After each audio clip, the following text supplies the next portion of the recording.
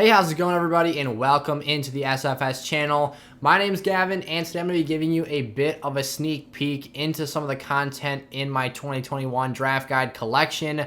On my website, sizzlefantasy.com, you can purchase access to the 2021 redraft draft guide for less than $10, and you can get access to my big board with 250 player rankings on there, as well as in-depth player profile and analysis for each one of those players, on top of positional rankings, which is part of what we're covering today. We're going over my top 24 running backs for this coming season, so my RB1s and 2s for 12-team fantasy leagues out there. But on my site, I've got those profiles again for my top 100 running backs, just about, as I think about 85 of them or so made that big board in the top 250. So make sure you go check that out. Also, in the description of today's video, you can get yourself hooked up with some SFS merch and get some of our official gear here on the channel. So without further ado, that was a lot of talking, but let's hit that intro and get right in to the running backs.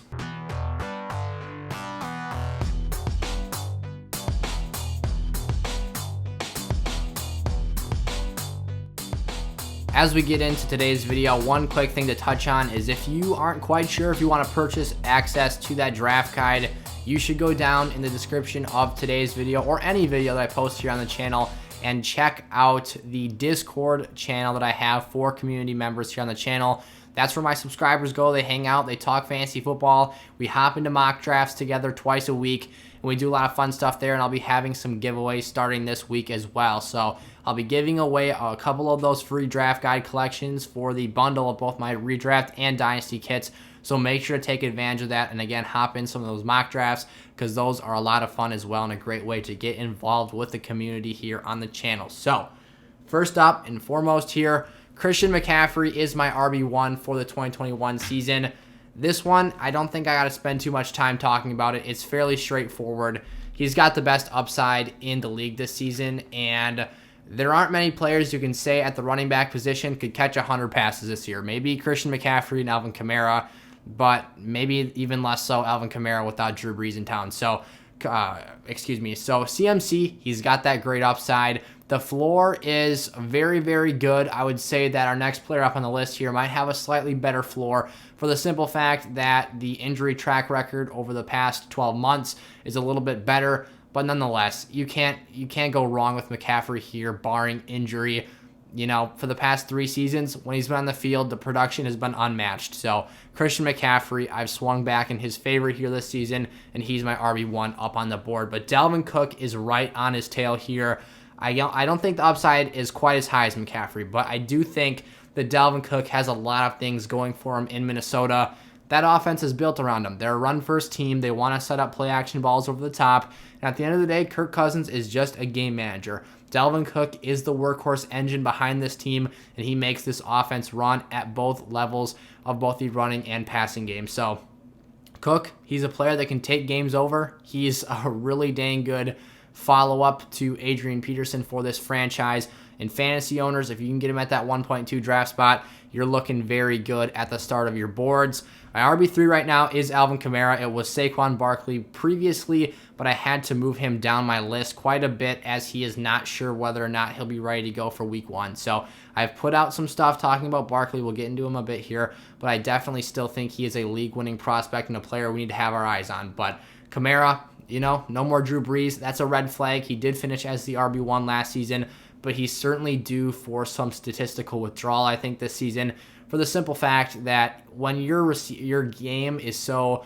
or at least your fantasy value is so predicated around your ability to catch passes and get a high volume of usage in that phase of the game, best case scenario, Jameis Winston's the starting quarterback here for this fantasy offense, and I don't think that he'll be able to match the production that Kamara was getting from Brees from the target perspective out of the backfield. So the touchdowns probably going to regress this year. The yardage might, but maybe he sees more volume this season per se as a whole because of the fact that this team might be a bit more running dependent.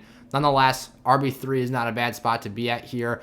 And like I said, he does move up a bit in the wake of that Saquon Barkley injury news / forecasting whether or not he'll be ready to go week 1. At RB4, I've got Derrick Henry for this fantasy season. I think this is a really safe floor play here. And just like Alvin Kamara, I actually have a video on the channel where I stack the two up against one another and decide which is the better fantasy option. Obviously, you're watching my rankings list, and I have Henry after Kamara, so you can pretty much get a quick synopsis of the points made in that video. But if you want to go check that out, you are absolutely free to do so, and that would be much appreciated. But I think that just like Kamara, Derrick Henry's in for some regression this year. 17 total touchdowns, and actually all of them were rushing, so literally just 17 rushing touchdowns and over 2,000 yards on the ground. That's really, really, really going to be hard to do in a second straight season. We haven't seen players like, well, not just like Henry, but any running back be the same player when they come off a 400-touch season. Derrick Henry had 397 last year, so you're talking about a guy who is walking the line of very, very enduring touches and a very high workload. I believe in the guy. I think he'll come back, be strong. He'll still be a high upside RB1 this season, but I think that at some point the miles are going to start piling on here, and the upside is going to have to see some regression because he's improved in every major statistical category in his 5 years in the NFL to this point. At RB5, soaring up my draft boards even further is Ezekiel Elliott this season. He started as a fringe running back 1 for me this year, and now he is creeping towards that elite RB category. I just think that when you look at the volume, and Mike McCarthy has said that they're going to peel that back a little bit this season, but I still think that there's just too much to like about this fantasy situation here. He's catching passes for the Cowboys last season with Dak on the field. His passing usage numbers dropped a lot when he went off, which tells me that he is obviously going to be more productive with Prescott back on the field and healthy this year. Hopefully that shoulder injury doesn't play too much of a factor in his season. But I just think that this is a very safe pick. The upside is there because this is still Ezekiel Elliott. The line gets banged up. They're not what they once were when Zeke entered the NFL. But this is a very quality pick here. And if you want to make the right choice right in the middle of the pack in the first round of your draft boards, Zeke is the option to go with here. Aaron Jones, I think he trends up for me a bit this season. No Jamal Williams. That was a big factor in his fantasy season last year, where Aaron was only on the field for 52% of the plays. If you can finish as the RB6, playing just barely over half of the snaps, you're doing something right. This is one of the most efficient backs in the league, and he's got a really great game that has a really holistic dimension to it, where he's not only an elusive, shifty runner, but he is a very underrated pass-catching threat and receiver as well. So a lot of things going for Jones this fantasy season. Aaron Rodgers is back, so that offense should be at peak performance. Maybe not quite as elite as it was last year, but they will still be humming this fantasy season. Jonathan Taylor comes in as my RB7 for 2021. Look, this is just a better version of Nick Chubb to me. I think that Jonathan Taylor gets some more passing work that we don't see Nick Chubb get, and he's a really pure rusher like Chubb as well. In the open field, he's got great straight line speed. He's got the ability to have, the size and physicality to run players over on the goal line, score touchdowns. This is a really great traditional running back that is going to put up really, really solid numbers behind a great offensive line in Indianapolis. Carson Wentz is hurt right now, but the injury he suffered is not expected to be season-ending. So I think that play for this team will be sustainable enough, and hopefully he's ready to go week 1. But nonetheless, I do have to factor in Marlon Mack returning to this situation slightly, and that's what keeps him, a little bit farther away from that top 5 range. But still, Jonathan Taylor was one of the hottest backs to end last fantasy season, and you see there he finished as the RB5, so we've seen that he has the potential to have some monster games. Then bang, Nick Chubb, fresh off the extension, RB8 for this fantasy season. Look, he might just be the best pure running back in the NFL right now, but the one thing that's lacking for him is we don't see him catch passes. That's Kareem Hunt's job in Cleveland, and Kareem Hunt definitely has his own role carved out in this offense. That does not mean that Nick Chubb cannot be a very productive RB1 and one of the most consistent players in fantasy football, but I think it does limit his upside a little bit. Thankfully, he is one of the most explosive backs, and he actually had 12 explosive plays in 12 games last season, so that's very encouraging to see. Only him and Derrick Henry were able to average 1 or more per game, and they both flatlined out at exactly 1. So Chubb's got a lot going for him. Hopefully he stays healthy this entire season, and that contract will live up to itself for Cleveland.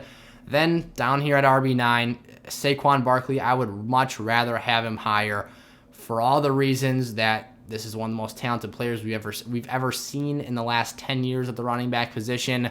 He's a freak of nature, incredibly like alien-like quickness in the open field, and he's got the skill set to do everything you want out of a running back. But obviously, coming off an ACL injury, there's risk here. He had late surgery, and reportedly, he wants to make sure everything and all corners have been crossed and covered here before he hits that field again. He does not want to take the risk of re-injuring something and having a detriment on himself near a contract extension talk time or a new deal for the future of his NFL career. So Saquon, the Giants, they're not playing games here. They're waiting until he is healthy and ready to go before they give him the keys to New York to run that offense. I think he'll be very, very effective when he's back there, and I think he's got the chance, if he were to have played every game this season, to finish as the RB1 overall. But I got to kick him back, because even if he misses 1 or 2 games, that's significant enough to drop him a half or 3/4 of a round, if you ask me. So into the RB10 spot, Austin Ekeler. We're creeping towards the halfway point in today's video. This is what I call mini McCaffrey right here. Austin Ekeler is a PPR machine out of the backfield, averaged 6.5 targets per game. That's very substantial for a running back. And look, this offensive line in Los Angeles got a lot better. They want to be more balanced, and they were one of the worst running offenses in the league last year. So they made that a point of emphasis, address it with 2 very above average offensive linemen in Rashawn Slater and Corey Linsley. This team will see improvements in that area this season. Najee Harris, the first running back taken off the board in the 2021 NFL Draft, is my RB11 here, and just about rounding out the RB1s for this season. He's a complete 3-down back, and he's got the skill set to be used on the goal line as a pass catcher and basically a do-it-all player for the Steelers offense, and his general manager said that's the expectation for him immediately this year. So Najee is going to see Le'Veon Bell-esque usage. We'll see if he can live up to that level of production. The line is definitely not as good as it was when Bell was here, but Harris definitely has the size and skill set to get the job done. Antonio Gibson is a player that I love here at the RB12 position. I think he's the sky's the limit for Gibby. I mean, he can catch passes out of the backfield. We've seen how explosive he could be in the biggest stages last season. I think it was Thanksgiving when he absolutely fried the Cowboys. He was putting up monster numbers and then got turf toe down the stretch of last season, which really limited and it made it so that RB13 number doesn't properly reflect the impact he was having on the field in a small amount of touches. I mean, he wasn't getting starting level reps, high levels of volume until the middle chunk of the season, and then he got injured and things were completely different. So Gibson might have been one of those Jonathan Taylors last season, the David Montgomerys that were full guns a-blazing, carrying their teams down the stretch and their fantasy teams, giving them elite RB1 numbers had he been healthy. So he could come back, give us those numbers again this season. Ron Rivera wants to use him more and more as a receiver, which means that efficiency is going to go up. I love this draft pick here. If you're at the back end of the first round, snatch up, an Ekeler and then come right back and get an Antonio Gibson and just really hit that RB position home hard. At RB13 here, we've got ourselves J.K. Dobbins for the Baltimore Ravens. I think that J.K. Dobbins, I was thinking about a player who I could comp him to best for the production I expect him to give us on a per-game basis, despite the fact that he isn't used as a workhorse runner. And although they have very differing skill sets, Alvin Kamara is the player that comes to mind. Kamara does not average over 20 touches per game. In fact, he is, I believe, somewhere around the 18 mark. I want to say it was 18.2 or 18.7 touches per game. But the point being here is that these players are so efficient, so explosive, so well used in the amount of opportunities that they get that they don't need to see 20, 25 touches per game to get the job done. The Ravens have Lamar Jackson, Gus Edwards eating into his the touch count of a J.K. Dobbins here, so he's not going to see an elite level of usage here. But what we can expect from him, because he's such an explosive and a dynamic player, is that he's going to hit the holes hard, he's going to get out in space, and he is going to blow past defenders. He scored touchdowns in his rookie season. He flashed some of that electrifying speed and ability in the open field, and I expect a lot of the same here as he will be entering the season as the full-time starter for the first time, as he really wasn't utilized until down the stretch of last season. So we'll see a big jump for JK this year. At RB14, I've got Joe Mixon, the usage and the volume here, it's kind of the opposite situation as J.K. Dobbins, whereas Joe Mixon isn't very efficient, but he is a volume king. He saw over 23 touches per game last year, and in the games that he was healthy and available, he was seeing a ton of workload. I think he had multiple 30-plus touch games. Like, the usage that he was seeing in this Zach Taylor offense was absurd, and then you look at how much Joe Burrow was passing the ball. This offense was running a ridiculous amount of plays. And I think that Joe Mixon doesn't have to be. It's kind of a contrasting situation here. J.K. Dobbins is so efficient that he doesn't need elite workhorse volume, but Joe Mixon has so much volume that he doesn't need to be incredibly efficient because he has so many opportunities that he will inevitably get the job done sooner or later if he can stay healthy. So Mixon, I expect this offense to be very balanced this year. They're going to have a lot of weapons all over the field. Hopefully that'll lighten up the box, and that line has gotten a little bit better. So hopefully things will trend up for Mixon. He stays healthy, and he can finally not be a fantasy letdown for us in 2021. At RB15, I've got David Montgomery of the Chicago Bears. Look, he's in that Jonathan Taylor class last season, finishing off the year white hot, winning leagues, the RB4, so actually outpaced Jonathan Taylor down the stretch of the year. And Matt Nagy, you might not be able to take the guy for his word, but he says he wants to get David Montgomery 20-plus touches per game this season. So you're looking at another player. He's going to see workhorse volume. That's not something you typically get out of a player being drafted in the mid to late third round, sometimes even the fourth round of these 12-team leagues. So a rare situation here for Montgomery this season. Don't miss out on it. This is a player that could be a league winner. Chris Carson is right behind him here. Again, a very underrated player in terms of the usage he has with the Seahawks. His touchdown production has been very, very solid the last 3 years. He's actually added in the dimension of catching touchdown passes last year, and actually, like, we're not talking little swing routes in the flats here. We're talking Chris Carson running wheel routes up the sideline, running seams right down the middle of the field. He was doing it all, and he has struggled with injuries. He's been dinged up almost every year. But when he's out there, when he's healthy, this dude's a monster. Maybe you want to pair him with Rashad Penny to make sure you've got that handcuff option, and he's pretty injury prone as well. But Chris Carson is among some of the best names in fantasy when he is available for lineups. Myles Sanders, this is where things start to get dicey on my list, and I don't get quite as excited about these players. Myles Sanders has awesome upside, and he is very electrifying, very explosive in the open field, but he has a very prominent injury issue. We saw it in his rookie season a little bit. We saw it again last year. It seems like the Eagles in general just have injury problems. Like, their training staff sucks. They need to hire a new athletic trainer or something because none of these dudes are staying healthy. You've got Brandon Brooks, ruptured his Achilles. Lane Johnson can't stay on the field for more than 2 weeks. Carson Wentz always seems like something's ailing him.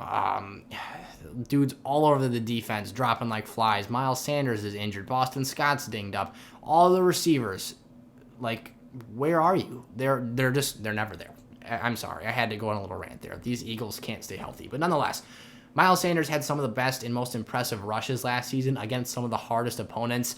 We're talking 70, 60-plus yard rushes against the Saints defense, which is one of the best and most well-respected run defenses in the league.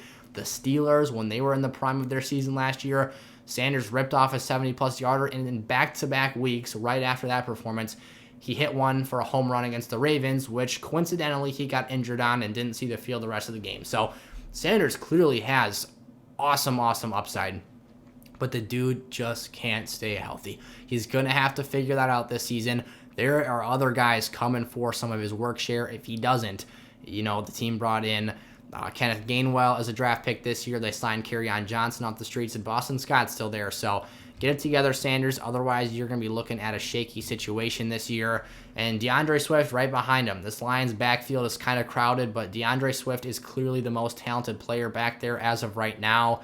An elite pass catcher. He could be the second or third leader in targets on this team if no one steps up at the wide receiver role. But I think TJ Hawkinson will be the team leader this year in targets because they're so depleted of opportunity or depleted of proven names out there to catch passes. And then, the other thing that kind of worries me a little bit about Swift, though, is Jamal Williams. I talked about earlier how big of an impact he had on Aaron Jones's fantasy value in 2020. He might just have that level of impact on the Lions offense here in 2021. So be cautious with Swift. He's safe as a mid-third round pick in 12-team leagues, but don't reach on him. He's got awesome upside just like Myles Sanders, but injuries that we saw play a factor last year, a bad team in the Lions, and just the fact that there's a lot of question marks here make him fall down my list a bit lower, because immediately after last season, he was around that 10 to 12 range for me, but you can see here, has dropped quite significantly down the board. Darrell Henderson is my RB19 for this fantasy season. Obviously, Cam Akers would have been a lot higher on this list, and I think he probably would have even cracked my top 10. He was, I think, 9th at the time of the injury, so quite a devastating blow for this team. Again, another injury-prone player seems to always be dinged up. Sean McVay has already talked about how he is prioritizing making sure that Darrell Henderson can stay clean, and he's trying to figure out how many touches per game that'll look like so that he doesn't get injured and lose another one of his running backs, because that position group has gotten thin very, very quickly for the Rams offense.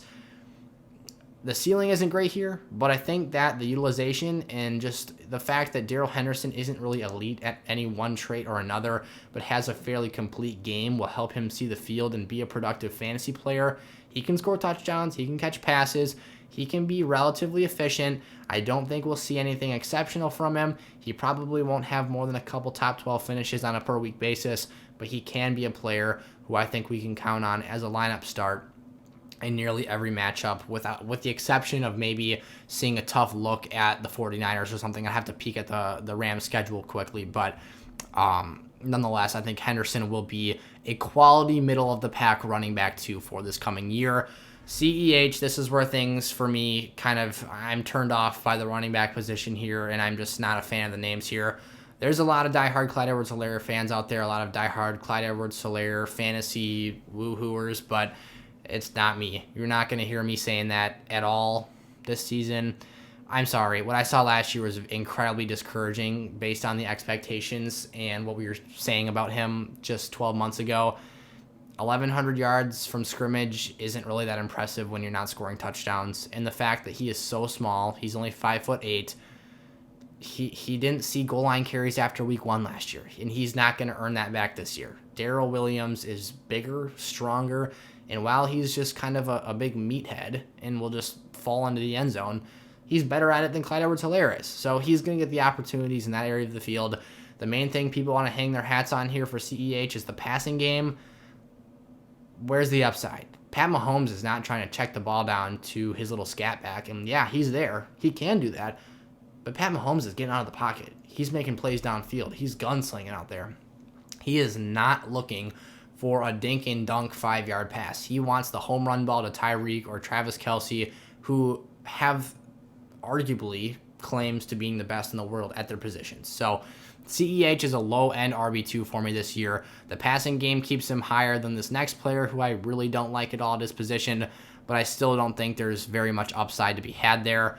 Josh Jacobs, you're dealing with Kenyon Drake now in the backfield. He's going to be a touchdown vulture. That's what he was for Chase Edmonds last year, and it's a lot more extreme because Chase Edmonds is the Clyde Edwards-Helaire of the Arizona Cardinals offense, except Chase Edmonds might be more explosive than CEH, but that's besides the point. We're not talking about Chase Edmonds here today. Nonetheless, Josh Jacobs is not an efficient running back. He was among the worst starting running backs in the league last season in terms of his yards per carry. I don't fault him for that. The Raiders really did not have that great of a passing attack, and then they lost their best wide receiver threat outside of Darren Waller, who obviously plays a tight end position. But that's still important here, as they have Henry Ruggs, who's hopefully progressing and developing. I got to see it before I believe it, because last year the dude could not run routes. Hopefully Bryan Edwards will step up here, be healthy in year 2, and make his impact on the field. But again, I got to see it to believe it here. I would be a fool to base my fantasy projections for a player or a team solely based on simply that, projections. I have to see something encouraging, something to turn my head and make me feel otherwise about a team. And when you talk about the Raiders giving a big fat washing away of every starting offensive lineman they had besides Colton Miller this offseason, what do you want me to do? They were supposed to be one of the top rated offensive lines in the league last year, and he was still that inefficient. Yes, I just said that their offense was fairly predictable because they didn't have much of a passing attack. But how did it get better this offseason? That's what I am dying to know. So I think that, I'm very low on Josh Jacobs this season. I think that there's a lot of people who might disagree with this, might think that he's still an RB1 even. But trust me, he doesn't catch passes. He's not going to do any more of that with Kenyon Drake in town. He doesn't score that elite level of touchdowns that we see these guys at the top of the list scoring. He's not going to do that with Kenyon Drake in town. There's too many things I don't like about this situation that really shine me off of Josh Jacobs this season. And don't get me wrong, I actually like him as a player. I thought that he was going to be one of the most exciting, fun backs to watch in the league out of that draft class, but it's been a little bit underwhelming based off of what we've seen so far at this point in his career. Not that he can't turn it around, but I've got to see a lot more from this whole 11-man offense before I can start to reconsider his assessment for this season. And then Myles Gaskin here. Myles Gaskin, look, he's a complete player. He's a nice back. He's got the ability to catch passes, be lined up in the slot. The main reason I've got him down so low is this big barrel bowling ball-esque player named Malcolm Brown decided to land on the Dolphins roster in free agency this season. If you had any Rams running backs in the 2020 season, you know a thing, or even 2019, you know a thing or two about Malcolm Brown. He comes in, 2 yards, touchdown. Malcolm Brown, 2 rushes, 3 yards, 2 touchdowns. What? I mean, you got to be kidding me, right? Well, you can kiss Myles Gaskin's touchdown upside goodbye because he's a fairly small player. He's going to be used more as, I don't want to call him a scat back because I think he's more than that, but I think that the upside is a lot lower now. We're going to be asking him to do a lot more for us in fantasy as a receiving threat and to produce for us a lot more in that category. So I think that for a player who wasn't elite at scoring touchdowns last year, it's kind of scary to think that he could see regression in that category this year. Who knows? He did have some injury issues last year. Maybe having Brown and an extra dynamic in that offense, in that backfield, helps him stay a bit fresher, stay healthier. I don't know. But at the end of the day, I think Brown's coming in here for those goal line carries, and he's going to get work in that area of the field. That's not good news for fantasy football production for any player at any position. Kareem Hunt is my RB23, low-end RB2 right here. We all know Kareem Hunt can produce RB1 numbers, and we have seen him do it as a member of the Cleveland Browns. But, you know, he's not the starter. Nick Chubb is the starter. It's almost unheard of that we would put a reserve running back in the top 24 of a rankings list at any position. But Kareem Hunt is just that good that he can have that much respect from a fantasy rankings list. I mean, Hunt scores touchdowns. Hunt catches passes. He's efficient when given the opportunity to run the football. He's not going to see a ton of volume, but he does find ways to be productive in stretches and in stints. So we know what his role is. He's got a carved out dynamic that he plays in this offense for the Browns. And for a team that runs the ball dang near 60% of the time, there's a lot of rushing work to be had there on that offense week to week. So I don't love Hunt. I'm definitely not targeting him on draft day. But he's still a player that if you get really RB needy at the spot in the draft where his ADP hasn't placed, it's not the worst thing in the world to hit the draft button on him because at the end of the day, he does have some upside. And like I said, he is an RB1 anytime Nick Chubb's not out there on the field, and we saw that happen last season. So last but not least here, Mike Davis, what do they call him? Quadzilla? I don't know. He's in that stupid quad, you know, the A.J. Dillon and Saquon Barkley like quad battle or whatever you want to call it on social media. Nonetheless, totally off track, random point. But look at those meaty things that you see on his legs there. Those things are massive.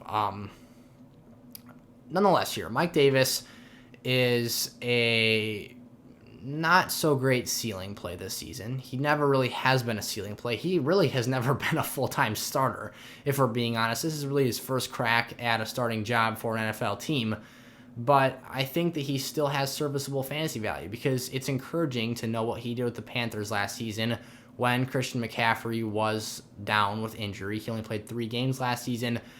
And Mike Davis, for the first stretch of games, came in and scored touchdowns, caught passes. He has a fairly complete play style.